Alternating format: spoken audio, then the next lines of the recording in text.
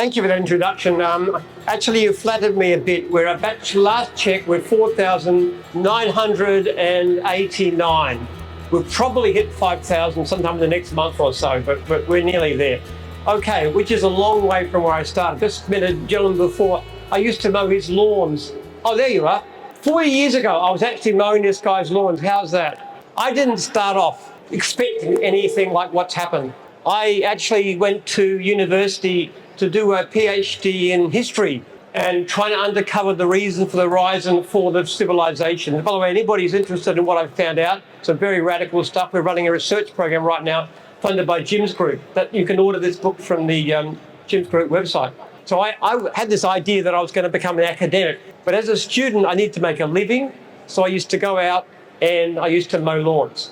Actually, the first reason I bought a lawnmower was because I wanted to buy a car because I thought that might impress the girls a bit and I'd go on dates. So I bought the car on credit and then I got a lawnmower to help me to pay for it. I used to charge most lawns $5 back in those days.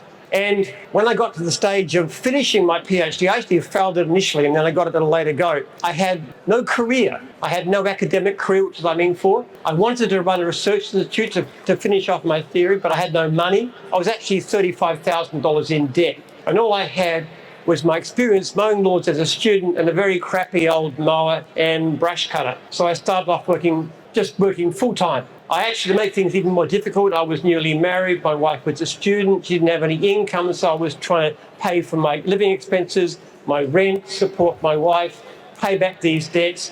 It wasn't in a great situation to start. And yet, it somehow worked. And the business got bigger, and I started building up and selling lawn mowing rounds. And then I put a few subcontractors on. And then in 1988, I went to an expo much like this, and there was a rival, a company called VIP, which you've probably heard of, which had actually come from interstate. They had 250 franchisees. I actually thought these guys would completely crush me because I had a few subbies, no uniforms, no signage, no logos, no nothing. I didn't know anything about franchising in particular.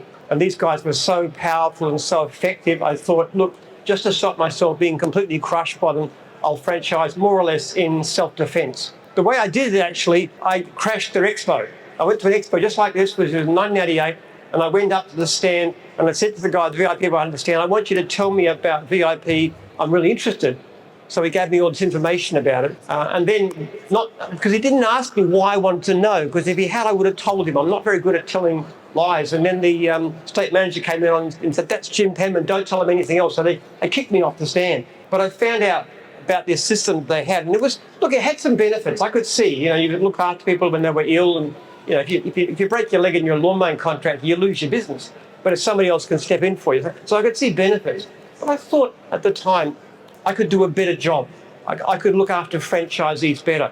I had an actual strategy in those days. What I used to do was I got a list of all my franchisees with their phone numbers. And this was way before the code of contact. And I used to give it to prospective franchisees because they'd say, why should I buy from you rather than competitor? I say, look, don't ask me, ask my people. So I give them a list and my franchisees would say, basically, it's a good system. So they would recommend to other people. That's how I got it started. When I first started franchising, somebody asked me how many franchises I expect to have. And I say, well, look, I don't know if it's going to work, but if it really works well, I might have 100 one day. That's what I actually said when I launched it. So I had no idea how successful it could have been. But you want to understand why it happened. Now, here's a guy, myself, with no business experience at all, with no capital. So how do you start a lawn mowing business without any money behind you, deeply in debt, and do something like I have? There is one very simple key behind everything that I've done, is that I focus every day on how I can do a better job. So when I was mowing lawns, I was fanatical about looking after my customers. I was really, really obsessive about making sure every customer. I was one of the first contractors in Australia to have a brush cutter, because you can do all the edges properly and cleanly, and every bit of grass picked up, and it always turned up on time. To me, it's an emotional drive. It wasn't so much business. It was just, I hate the thought of doing less than a perfect job. And people would look at what I did and say, I never knew my lawn could look this good. That was what did it. And then because of that, I used to find I could turn once-off customers into regulars. And I could build regular clients really simply, and I got referrals and recommendations. So I became very, very successful to the extent that I very quickly got beyond the stage I could do the work myself, which is why I started putting subbies on. But the standard of service they gave wasn't nearly as good. So another reason franchising is I thought people own their own business with a franchise, they'll give better service to customers, and that would work better too. So when I started gyms, the key idea I had was two things. First of all, I wanted to look after customers really, really, really well. And we measure this based on complaint rate. So for example, in free franchise days with my subbies, for every 100 leads that come in, we get approximately 100 complaints. As time went on, as the franchise launched, that dropped dramatically. We started working out better things. We have a system called lead fees, which means we charge for leads, which gives an incentive for franchisees to follow up. And answers came in, and that dropped to about 5%. Now we put different systems in. We started registering complaints and automating, sending out automated surveys, and then looking at better ways to do with them, and sending warning letters and this kind of thing too. Puts a lot of pressure on our franchisees. But as time went on, the actual complaint rate dropped to now when it's a fraction of a percent. In other words, there's more than 99% reduction in complaint levels compared to what there was when I was mowing this gentleman's lawns 40 years ago. When I was doing it, there was no complaints, but my salaries were different. So it was that obsessional drive. Now, I have to say, this is something that isn't always easy. And gyms isn't for everybody. A lot of franchises get very upset at me because we push so hard about customer service. If you upset a customer, what you've got to try and do is everything possible to go back and make them happy. Now, you do the job over again, you refund their money, anything. Because as long as they're happy in the end, we'll wipe the complaint.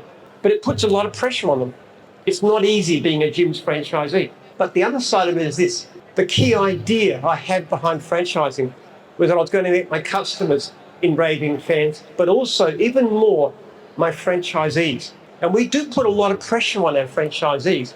But one of the benefits of our system is that what focus on customer service does has caused it's become easier and easier to find work. Now, back in the early days of gyms, this was back in the early 90s, when we were starting up the lawn vendors, it was hard to find customers. I had a team of canvassers who used to go knocking on doors to find work. You got to ask people, can we mow your lawns? And you pass that to the franchisee and they pre-quote them and stuff. That was our system. As time went by, and as our customer service improved, which even compared with the early days of gyms, it certainly did, it became easier and easier. We have now got a problem which is really strangely different to what we used to have. We have a massive number of unserviced leads. Up to 1/3 of our leads are actually knocked back these days. In fact, last year, we knocked back more than 220,000 jobs. And you might think that's because we're actually spending more on advertising. But the interesting thing about this, in each of our contracts, there's a clause that says there's so much per month goes into the advertising budget. Usually it's about $150 per month. For a long while, that was not even enough. And as franchisors, we'd actually pad it up. In some divisions, we still do. But more generally these days, we come across an issue where we can't actually spend the money because the franchisees are busy year-round. They're just packed out. They're knocking back work. We have a system where franchisees don't ask for the work they want, where they want it, the kind of services, the areas, the times of day. And so when a job comes in, it goes to the territory holder first if they want it, and then it goes to somebody else. Quite often there's just nobody who can handle the work because they're all so busy. So even though we ask a great deal of our franchisees, it's because we ask so much of our franchisees, because it's a very high pressure system. It's not easy being a gym's franchisee because there's so much pressure for customer service. What we offer at the other end, on the whole, is lots and lots of work. We have a system whereby we offer what we call a pay for work guarantee. Now this can be anything from $1,000 per week up to $2,500 per week. And what that means, if somebody's not making that money, then we'll actually let them do free services and then we'll pay them the value, up to about $80 usually. Now, the interesting thing about it is we find that if people start doing that, provided their service is good, which usually it is with our people, they very quickly don't need it.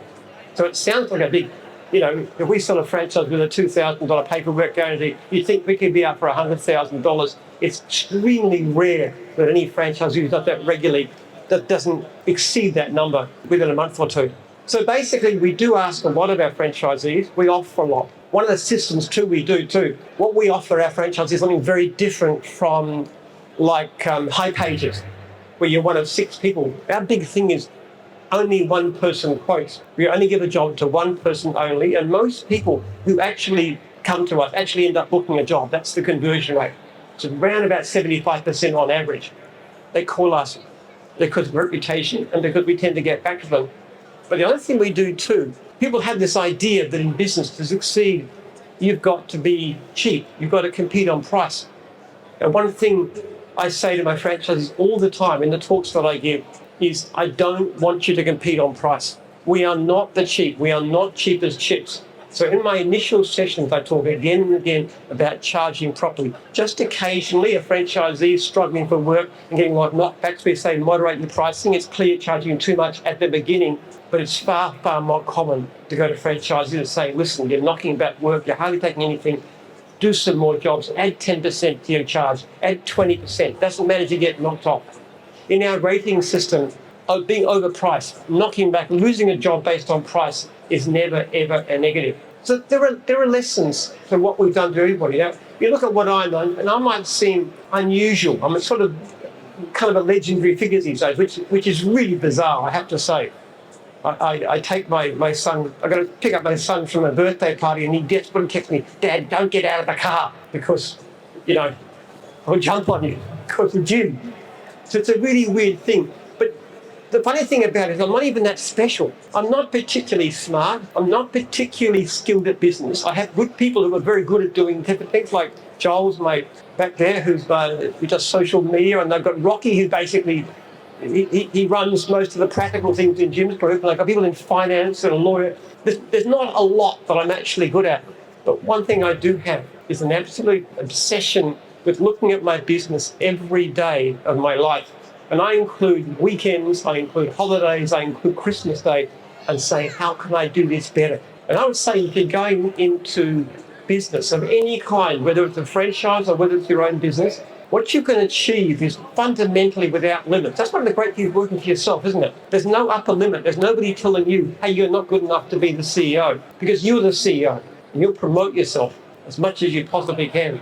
And we've had stats of people who come to us who bought a business with great fear and trepidation, $25,000, and they're now multi-millionaires. And that's possible because if you go in and you say, I want to do my job so well, I want to amaze and delight my customers, I want to do everything I can to get them into raving fans.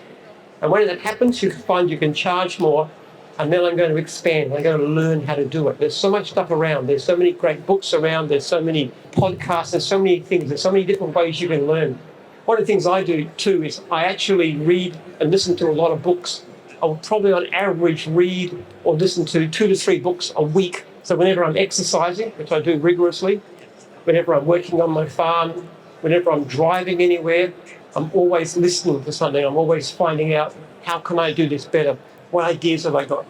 There's one simple rule that plumb I have. People often read my advice. Actually, when somebody wants to buy a franchise and they're not sure which kind, they actually prefer them to me, and I usually give them a call and talk them through it. But there's one question I would ask anybody: what do you like doing? Now, I love being outside. I love gardening. I love the open air. I love nature. One of my main hobbies now is gardening. I was up at my farm yesterday, and I was actually planting nuts with a mattock and digging them into the ground so I can grow nut trees on my farm. That is, to me, fun. So I'm a natural lawn mowing contractor, a gardener. Now, if you like dogs, for example, dog wash is a fantastic business to go into, but you have to be an animal lover. You can't be in dog wash if you don't love dogs. If you love dogs, it's a great business. It's not like work at all. If you love cars, car cleaning is very popular. If you like the electronics and digital, antennas guys are terrific. If you've got a background in building, you've been a builder, and you enjoy that sort of thing but don't want to be under physical work, and building inspections is good. You have something like pest control, which might sound prosaic, but it's a very interesting job. It's very varied. Test and tag is all based on safety and fire and so forth. So the key thing is what do you want to do? What do you love doing? Because if you love what you do, it's not much of it. It's not a job. Because I like playing lawns. I still enjoy gardening, and that's one of the reasons I was good at it. On the other hand, I have to say, I don't want to say anything about carpet cleaners, but I tried my hand at carpet cleaning once and I hated it. I actually bought a truck mount machine and it was just really, really, really bad for me. And yet the carpet cleaning people say it's a fantastic job. You're working indoors, the hourly rate is good, there's a lot of satisfaction in it. They think it's fantastic. Why would you want to go out and be rained on? For them, it's a great job. To me, terrible one. It's a bit over 40, but it's kind of misleading. We don't consider a franchise successful till you've got at least, say, 30 franchisees. So there'd be probably about 25 of those. They're the ones that really count. Having a franchise with only one franchise is just an embarrassment, to be quite honest. One of the things we're always looking for too is new divisions. It's remarkably easy to start a new division. We had a guy called Bill Kleber who came to me 2 years ago, actually in March 2021, and said, I want to start up Jim's Laundry. So we've done that. I think the cost to get in was almost trivial. It's about the same cost as a franchise. He's now got 70 plus franchisees in Jim's Laundry, which has been brilliant. So it's actually, what makes a new division work, we've found, is not so much the kind of business it is, but the person driving it. If you've got the right person driving a division, that's great. Like we had a guy, Andrew, who was actually working for Mr. Antennas, and he was giving them more than half his income. He had what's called a franchise. Our franchise fees on average are about 6% of turnover. He was paying more than half to Mr. Antennas. He thought this blow this for a joke, came to us, started Jim's Antennas, sold out down the track a bit for $2.8 million. He's now bought back Mr. Antennas and a whole lot of other businesses too, with the money that he's made. So what's the difference? Here's a guy with just a lot of entrepreneur energy, stuck in a system, working with somebody else, didn't have the opportunity to go anywhere, so he came to us. We actually promote from within. We have franchisors, or what we call divisional franchisors. They're all usually Jim's people. Like there's a lady who's starting Jim's Remedial Massage. It's a new division we're setting up. She's actually a franchisee in the laundry division. She's done the franchisor training. She's now about to launch that one, which I think has got good potential. Basically, the female-oriented franchise. Actually, some of them have got laundromats, but most of them are just independent operators, mostly women working from home.